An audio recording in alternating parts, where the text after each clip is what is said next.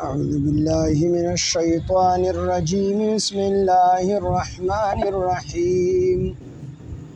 ألم تكن آياتي تتلى عليكم فكنتم بها تكذبون قالوا ربنا غلبت علينا شقوتنا وكنا قوما ضالين ربنا أخرجنا منها فإن عدنا فإنا ظالمون قال اخسئوا فيها ولا تكلمون إنه كان فريق من عبادي يقولون ربنا آمنا فاغفر لنا وارحمنا وأنت خير الراحمين صدق الله العظيم رب اشرح لي صدري ويسر لي أمري واحلل عقدة من لساني يفقهوا قولي رب زدني علما سبحانك لا علم لنا إلا ما علمتنا إنك أنت العليم الحكيم سورہ مؤمنون اتلسم سپارہ آیات نمبر 105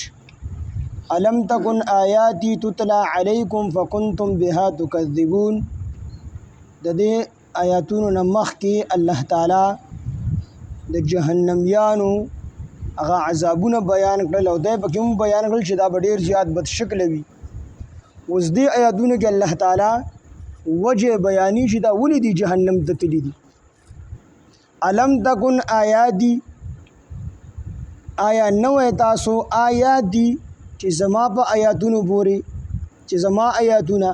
تطلع لستل کېدل علیکم پتا سو باندې فکنتم بها تکذبون پس نو تاسو هغه پوری فکنتم پسوی تاسو بها چې آیاتونو لرا تکذبون تاسو دروغجن ګڼل یعنی هغه آیاتونو ته تاسو د دروغ نسبت کو قالو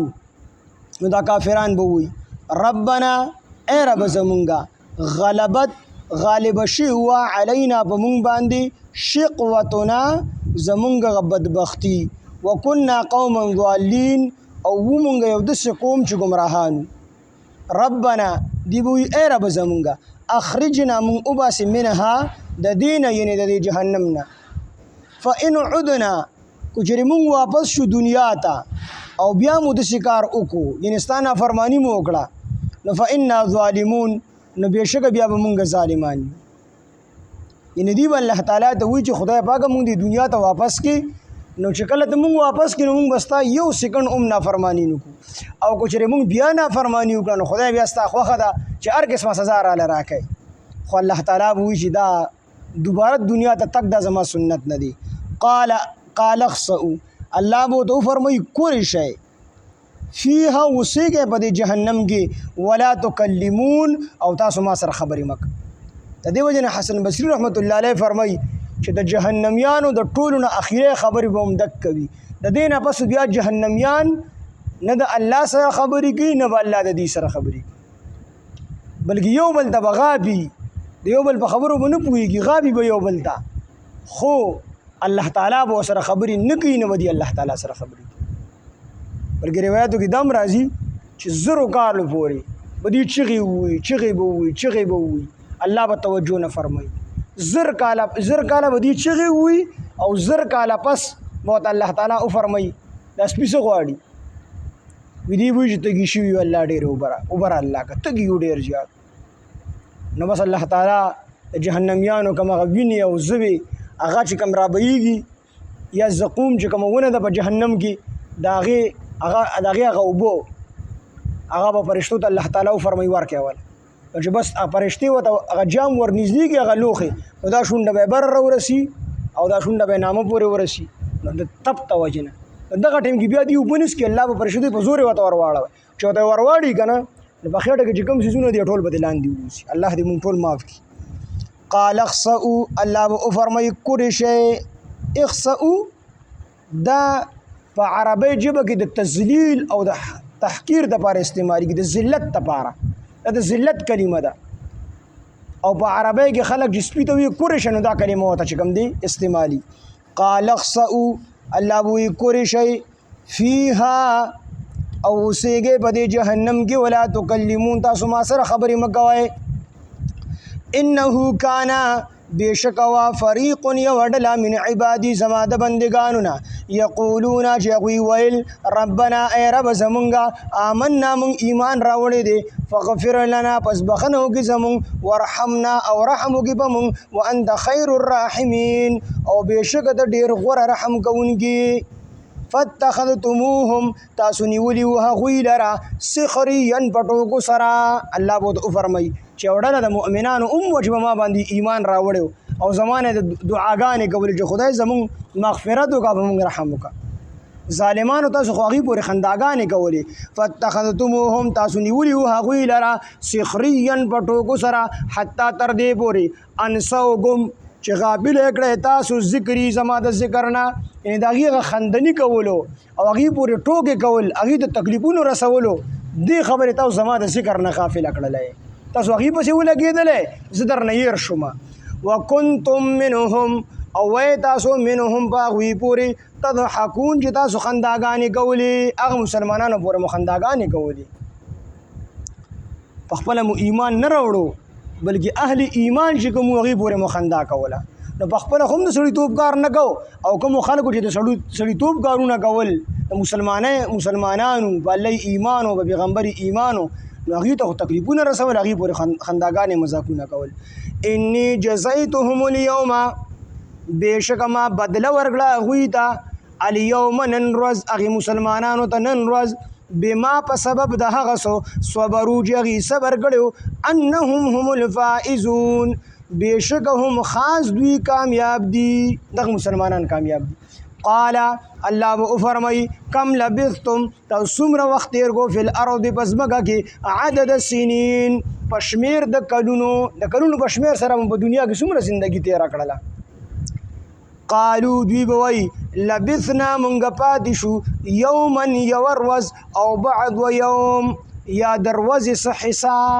دوی چې د آخرت هغه سختۍ ته وګوري او اوږدوالي ته وګوري، نو دوی ته به دنیا دا ژوند یوه ورځ یا د ورځې څه حصه ښکاره شي. نو دوی به وایي چې الله تعالی موږ خو یو ورځ پاتې شوي دوی دنیا کې، یا د ورځې څه حصه پاتې شي، پوره ورځ هم نه وي پاتې شي. فاسأل پس تپوس وکړه العادین د شمیر کوونکو نه، دوی به موږ ته اړه پته نشته دی، خو چې کوم خلک شمیرې واله دي نو د هغې نه تپوس وکړه. الله تعالی موږ خو د دې د آخرت ته هیبت داسې ګډوډ کړي چې زمونږ ذهن یې خراب کړی، ذهن مو د سره کار نه کوي. نو خدای پاکه د دې شمیر کوونکو نه تپوس وکړم. د شمیر کوونکو نه یا انسانان مراد دي چې کوم په شمیر کولو باندې مقرر وو، او یا د فرشتې مراد دي چې فرشتې د هر یو څیز لیکي، د انسان د ښه او د بد اعمالو سره سره د انسان زندګي هم لیکي چې څومره زندګي تېره کړه، څومره سوونه یې واخیستل، څومره سوونه یې پرېښودل، د سترګو سره څومره اشارې وکړې، سترګې څو پېرې وړه کېدلې، دا ټول لوح محفوظ کې لیکلي شوي. نو فرشتو دا ټولې خبرې لیکلي وي، د هغې نه تپوس وکړه. الله موږ ته خو پته نشته ده، قیامت ته سختي دا ډېره خطرناکه ده. قال الله به ورته وفرمایي ان لبثتم الله به ورته وفرمایي کو چېرې تاسو ان لبثتم تاسو نه یې پاتې شوي الا قلیلا مګر لږ وخت، لو انکم کنتم تعلمون کو چېرې تاسو پوهېدلی، الله وایي ډېر لږ وخت پاتې شوي یې، او که تاسو نن نه مخکې په دنیا کې پوهې شوي وای چې دا لږ وخت دی که نه، نو هغه وخت کې مو ذهن کار نه کو په شهواتو کې او په لهو لعب کې چې کوم دی لګېدلی وای، او آخرت ته نه یېرو، نن درته پته ولګېده چې هغه ډېره لږه زندګي و. نو یقینا چې زندګي لږه ده، خو دې وخت کې انسان ته چې کوم دی پوهېدل پکار دي. د دې وجې نه حدیث مبارک کې راځي چې هوښیار سړی هغه دی چې د مرګ د راتلو نه مخکې د مرګ دپاره تیاري وي، او کمقل هغه دی بېوقوف چې هغه د مرګ دپاره تیاري خو نه کوي، اوږده امیدونه کوي چې الله غفور الرحیم دی، الله به داسې وکړي، الله به داسې وکړي، او ټک نیکي نه کوي، نو دا بېوقوفه کس دی، د مرګ نه مخکې تیاري پکار دی. بس الم تکن آیا نوی تاسو آیاتی چې زما آیاتونه تتلا لوستل علیکم په تاسو باندې فکنتم بها تکذبون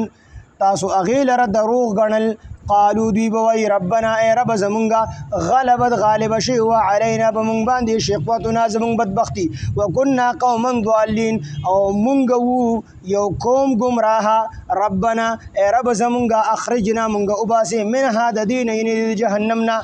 فإن عدنا کچرې مونږ واپس شو دنیا ته او مونږ بیا داسې غلط کارونه وکړو ستا نافرماني مو وکړه فإنا ظالمون نو بېشکه مونږ به بیا ظالمان یو قال اخسئوا الله و تو فرمایي چې پوری شی فیها اوسېږئ په دې جهنم کې ولا تکلمون او تاسو ما سره خبرې مه کوئ انه کان فریق بېشکه وه یوه ډله من عبادي زما د بندګانو نه یقولون چې هغوی ویل ربنا ای رب زمونږه آمنا مونږ ایمان راوړی دی فاغفر لنا زمونږ بخښنه وکړه وارحمنا او په مونږ رحم وکړه وانت خیر الراحمین او بېشکه ته غوره رحم کوونکې فاتخذتموهم تاسو نیولي وو هغوی لره سخریا په ټوکو سره یعنې هغه مسلمانانو پسې تاسو ټوکې کولې حتی تر دې پورې انسوکم چې غافل یې کړی تاسو ذکري زما د ذکر نه وکنتم منهم تضحکون او وکنتم او وی تاسو منهم چې هغوی پورې تضحکون تاسو خنداګانې کولې انی جزیتهم اليوم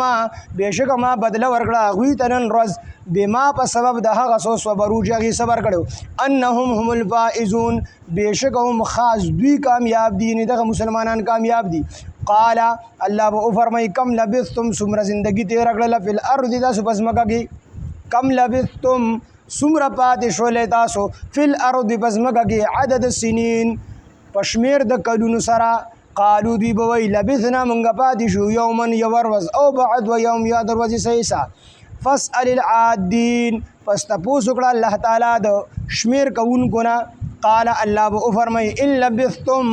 نه یې پاتې شوي تاسو الا قلیلا مګر لږه موده لو انکم کنتم تعلمون کو چېرې تاسو پوهېدلی سبحان الله وبحمده سبحانک اللهم وبحمدک اشهد ان لا اله الا انت نستغفرك ونتوب اليك سبحان ربك رب العزة عما يصفون وسلام على المرسلين والحمد لله رب